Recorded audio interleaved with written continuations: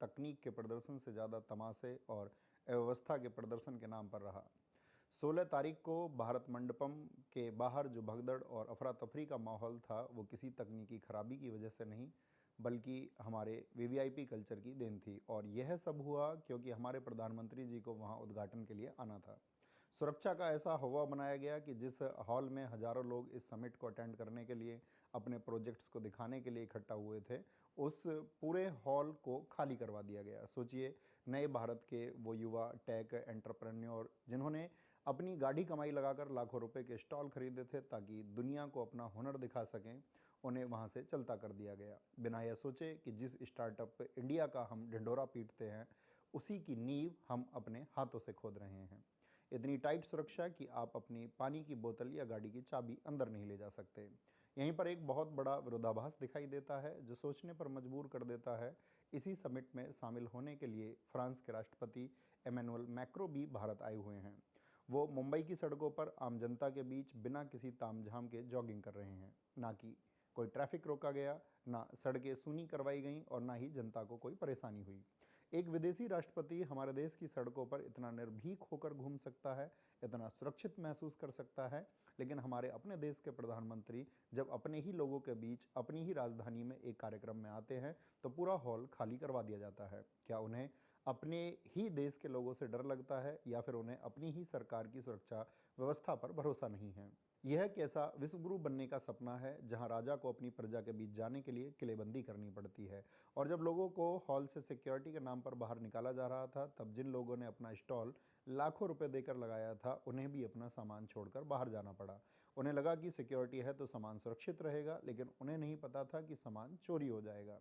बंगलुरु के धनंजय यादव जो neo sapien के फाउंडर हैं, बेचारे अपना एआई वियरेबल डिवाइस दुनिया को दिखाने आए थे। सिक्योरिटी वालों ने कहा, सर पीएम साहब आ रहे हैं, आप बाहर जाइए, सामान की जिम्मेदारी हमारी। ये बेचारे बाहर गए और मोदी जी के फोटोशूट और तामझाम के बाद जब 6 घंटे बाद उन्हें वापस हॉल में एंट्री मिली तो उनके स्टॉल से उनके गैजेट साफ हो चुके थे। वहाँ रे डिजिटल इंडिया, जहाँ परिंदा भी पर नहीं मार सकता, वहाँ चोर पूरा स्टॉल साफ कर गए। धनंजय भाई पुलिस के पास गए तो पता चला कि वहाँ के सीसीटीवी भी शायद मोदी जी के फोटोशूट पर थे, जिस वजह से पुलिस भी उनकी मदद नहीं कर पाई।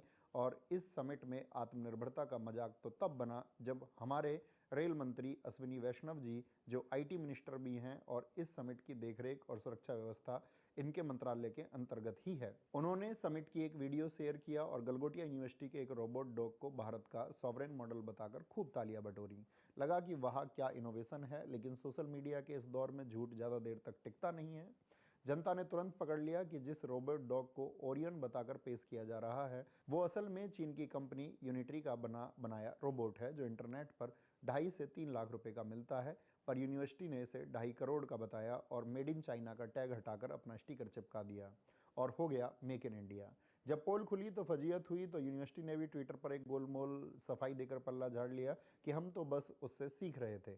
अरे भाई, सीखने के लिए जनता की आंखों में धूल झोंकना जरूरी था क्या?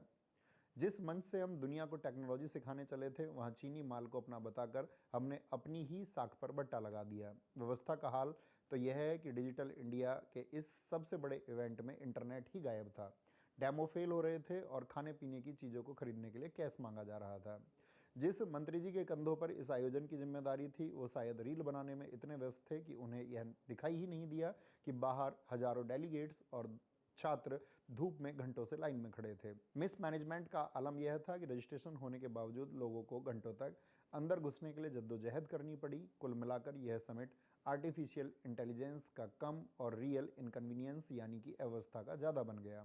जहां विदेशी मेहमान सादगी से सड़कों पर दिल जीत रहे हैं, वहीं हम अपनी ही जनता को अपनी झूठी शान और वीवीआईपी प्रोटोकॉल के नीचे कुचल रहे हैं। वैसे इस बारे में आप क्या सोचते हैं?